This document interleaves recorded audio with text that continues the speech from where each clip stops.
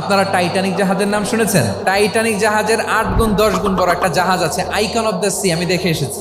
Royal Caribbean দেখে এসেছি। সাগরের সামনে জেটিতে যখন দাঁড়ালাম, জাহাজটা যখন যায়, আমার মনে হচ্ছে একটা শহর, পুরো একটা শহর মনে হয় পানির উপর দিয়ে ভেসে যাচ্ছে। পড়েন সুবহানাল্লাহ। এই যে আইকন অফ দ্য সি, এই জাহাজটা, এটার ভেতরে স্টেডিয়াম আছে, সুইমিং পুল আছে, রেস্টুরেন্ট আছে, 3000 4000 রুম বিশিষ্ট, কক্ষ বিশিষ্ট হোটেল আছে।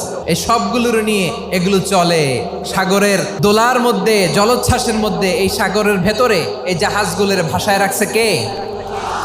এই যে বাংলাদেশে যে গাড়িগুলো চালান, বেশিরভাগ গাড়ি আসে কিন্তু জাপান থেকে। হাজার হাজার গাড়ি একটা জাহাজ বহন করতে পারে। সূরাত বানী ইসরাইলের এই চমৎকার আয়াতের ভেতরে আল্লাহ তাআলা বেসিকলি মানব জাতির প্রতি তার 4টি স্পেশাল অনুগ্রহের কথা বলেছেন। 2 নম্বর অংশে আল্লাহ তাআলা বললেন, ওয়া হামালনাহুম ফিল বাররি ওয়াল বাহর, স্থলে এবং সমুদ্রে আমি তাদের জন্য চলাচলের বাহন দিয়েছি। সুবহানাল্লাহ।